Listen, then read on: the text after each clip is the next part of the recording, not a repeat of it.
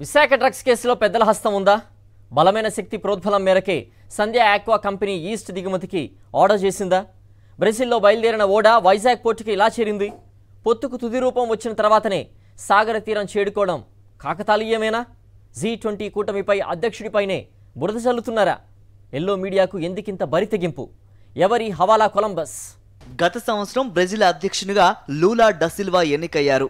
ఆయనకు ట్విట్టర్ వేదికగా వైసీపీ నాయకుడు విజయసాయిరెడ్డి అభినందనలు తెలియజేశారట. ఎల్లో మీడియా ఎంతో కష్టపడి శోధించి ఈ విషయాన్ని కనిపెట్టింది. బ్రెజిల్ నుంచి విశాఖపట్నంలోని కోటయ్య చౌదరి కంపెనీకి ఓ కంటైనర్ పార్సిల్ వచ్చింది. ఇంటర్పోల్ సమాచారంతో ఆ కంటైనర్ను తనిఖీ చేసిన సిబిఐ అధికారులు జరిపిన మాదక ద్రవ్యాల పరీక్షలో పాజిటివ్ ఫలితాలు వచ్చాయి. ఆ విషయాన్ని వారు విడుదల చేసిన ఎఫ్ఐఆర్లో ప్రస్తావించారు. కోటయ్య చౌదరికి చెందిన సంధ్య ఎక్స్పోర్ట్స్ కంపెనీకి రొయ్యలు, చేపలకు సంబంధించిన ఎగుమతుల వ్యాపారం ఉంది.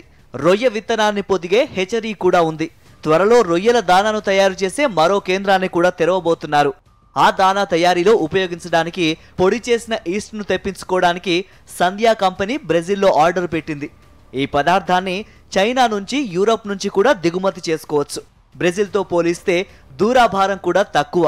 కానీ బ్రెజిల్నే ఎంపిక చేసుకోవడం వెనుక ఆ కంపెనీకి తనదైన ప్రత్యేక కారణం ఉండవచ్చు.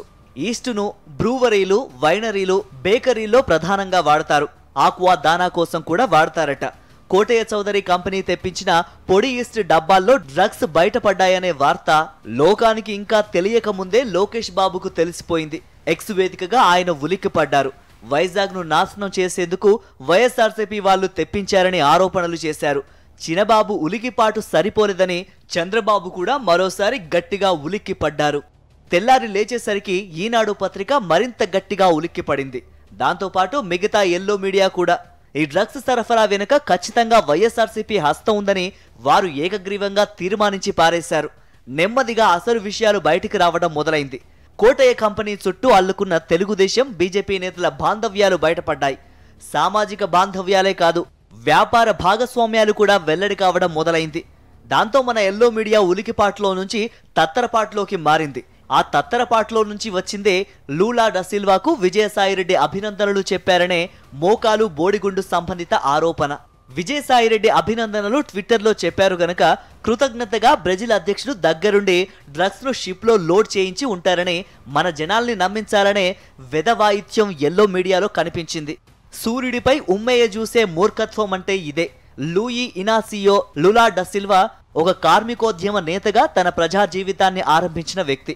ఒకనాటి చిలీ అధ్యక్షుడు డాక్టర్ సాల్వేడార్ అలెండి, వెనిజులా అధ్యక్షుడు హ్యూగో చావెస్ల వరుసలోని లాటిన్ అమెరికా వామపక్ష యోధుడు.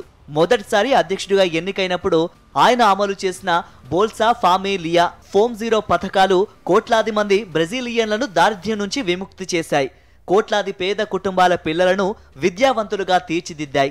అమెరికా ఖండంలో అగ్రరాజ్య ప్రయోజనాలకు కంట్లో నల్స్గా డసిల్వా మారాడు గనక ఆయన అధికారం నుంచి దూరం కావాల్సి వచ్చింది. అవినీతి ఆరోపణలు మోపి 3 ఏళ్ల పాటు జైల్లో నిర్బంధించారు.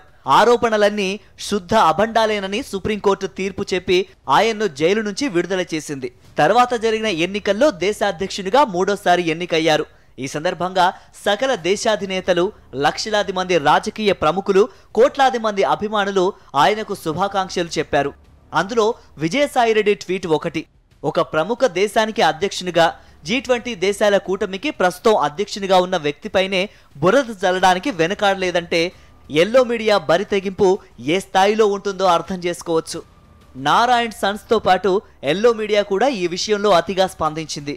రాజకీయ ప్రత్యర్థుల తలకు చుట్టడానికి వారు వేగిరపడ్డారు. సిబిఐ విచారణ పూర్తయ్యే వరకు ఎందుకు ఉగ్గబట్టలేకపోయారో తెలియదు. వారి తొందరపాటుకు తగినట్టుగానే కంపెనీ బాంధవ్యాలు, భాగస్వామ్యాలు తెలుగుదేశం కుటుంబాలనే వేలెత్తి చూపుతున్నాయి. విచారణ పూర్తయితే గానీ జరిగిందేమిటనే సంగతి నిర్ధారణ కాదు. అయితే కొత్త రాజకీయ పొత్తుల నేపథ్యంలో దర్యాప్తు సంస్థపై ఎటువంటి రాజకీయ ఒత్తిళ్లు ఉండవని విశ్వసించవచ్చునా అనే ప్రశ్న తలెత్తుతుంది. ఈ ప్రశ్నతో పాటు మరికొన్ని సందేహాలకు కూడా సమాధానాలు రావాల్సి ఉంది. దానా ఉత్పత్తి ప్రారంభం కాకముందే సంధ్యా సంస్థ 25,000 కిలోల ఈస్టుకు ఎందుకు ఇండెంట్ పెట్టింది? ఈస్టు దిగుమతికి ప్రత్యామ్నాయాలు అందుబాటులో ఉండగా అది బ్రెజిల్నే ఎందుకు ఎంపిక చేసుకుంది?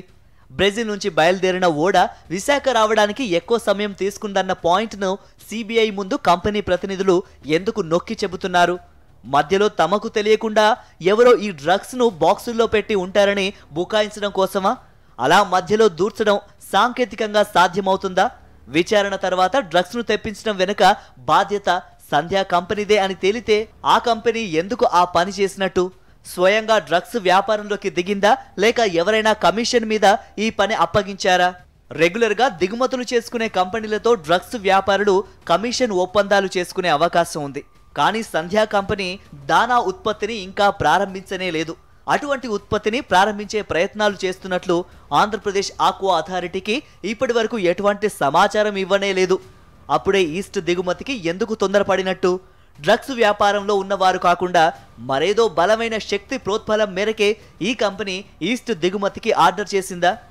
బ్రెజిల్ నుంచే దిగుమతి చేసుకోవాలని ఆ శక్తి నిర్దేశించిందా? తెలుగుదేశం జనసేనలకు బీజేపీతో పొత్తు కుదురుతుందనే నమ్మకం కలిగిన తర్వాత బ్రెజిల్లో బయలుదేరిన ఓడ పొత్తుకు తుది రూపం వచ్చిన తర్వాతనే విశాఖ తీరం చేరుకోవడం కాకతాళీయమేనా?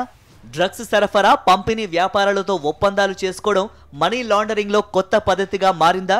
ఒకేసారి వందలు వేల కోట్ల రూపాయలను చేతులు మార్చడంలో సాంప్రదాయ హవాలా పద్ధతుల కన్నా ఇది మెరుగైన పద్ధతిగా భావిస్తున్నారా?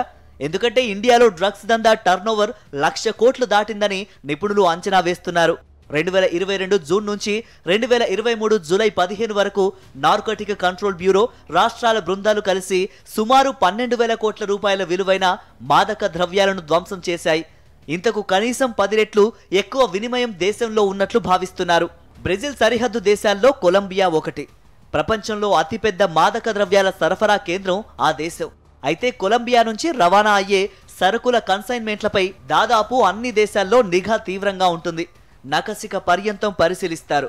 కనుక కొలంబియా డ్రగ్ లార్డ్స్ పక్క దేశాల నుంచి సరుకుల రవాణాలో డ్రగ్స్ ను కలిపి పంపుతారు. లాటిన్ అమెరికాలో అతిపెద్ద దేశమైన బ్రెజిల్ సహజంగానే వారి ఫస్ట్ చాయిస్ గా ఉంటుంది. అమెజాన్ అడవులు 2 దేశాల సరిహద్దులను కలిపేస్తూ ఉండడంతో డ్రగ్స్ ను బ్రెజిల్ రేవుల దాకా చేర్చడం వారికి సులువు. అమెరికా ఇండియాల మధ్య ప్రైవేటు ఆర్థిక సంబంధాలు చాలా ఎక్కువ. విరాళాల దందాలు ఎక్కువే. ఏపీ జన్మభూమి పేరుతో తెలుగుదేశం అభిమానులు ఓ కొత్త సంస్థను ప్రారంభించి పెద్ద ఎత్తున విరాళాలు వసూలు చేయడం ఈ మధ్య వివాదాస్పదంగా మారింది. వసూలు చేసిన విరాళాలకు సరైన లెక్కలు లేవని విరాళాలు ఇచ్చిన వారు వాపోతున్నారు. మనీ లాండరింగ్ కోసం మాదక ద్రవ్యాల రూట్ను ఎంచుకోవడం నిజమేననే నిర్ధారణ అయితే దేశం ప్రమాదకర పరిస్థితులను ఎదుర్కోవాల్సి ఉంటుంది. సంధ్యా ఆక్వా ఎక్స్పోర్ట్ కంపెనీ చెబుతున్న విషయాలు అనుమానాలను రేకెత్తిస్తున్నాయి. జనవరి 14న బయలుదేరిన కంటైనర్ చాలా ఆలస్యంగా చేరిందని కంపెనీ ప్రతినిధి కూనం హరికృష్ణ వివరణ ఇచ్చారు. అంటే మధ్యలో ఎవరో ఈ పని చేసి ఉండొచ్చని బుకాయించడానికి వీలుగా ఆయన ఈ పాయింట్ని ముందుకు తోస్తున్నారు. సంధ్యా కంపెనీ బ్రెజిల్ సంస్థ నుంచి పొడి ఈస్ట్ను ఖరీదు చేసింది. దాన్ని ఆ సంస్థ కంటైనర్లో పెట్టి సీల్ వేసి ఓడలోకి ఎక్కించింది. ఈ కంటైనర్ ఎన్ని దేశాలు తిరిగి వచ్చినా ఎవరికి కంటైనర్ తెరిచే అవకాశం ఉండదు. ఎక్స్పోర్ట్ చేసిన కంపెనీ కంటైనర్ సీల్ నెంబర్లను ఇంపోర్ట్ చేసుకునే కంపెనీకి పంపిస్తుంది. ఈ నెంబర్లు చూపెడితేనే ఇంపోర్ట్ చేసుకున్న కంపెనీ సరుకును క్లెయిమ్ చేసుకోగలుగుతుంది. ఇది ప్రోటోకాల్. అందుకే సిబిఐ వారు తమంతట తాము కంటైనర్ను తెరవలేదు. కంపెనీ ప్రతినిధులను పిలిపించుకుని వారి సమక్షంలోనే తెరిపించారు. కనుక మధ్యలో ఎవరో డ్రగ్స్ ను సరుకులో కలిపివేయడం అబద్ధం. అనుమానాస్పద శాంపిల్స్ ను పరీక్షకు పంపించారు. అవి మాదక ద్రవ్యాలుగా రుజువై బాధ్యులను శిక్షించగలిగితే పెను ప్రమాదాన్ని నివారించినట్లవుతుంది. రాజకీయ ఒత్తిళ్లు పైచేయి సాధిస్తే భవిత అంధకారం అవుతుంది. ఆ విషయాన్ని వారు విడుదల చేసిన ఎఫ్ఐఆర్లో ప్రస్తావించారు.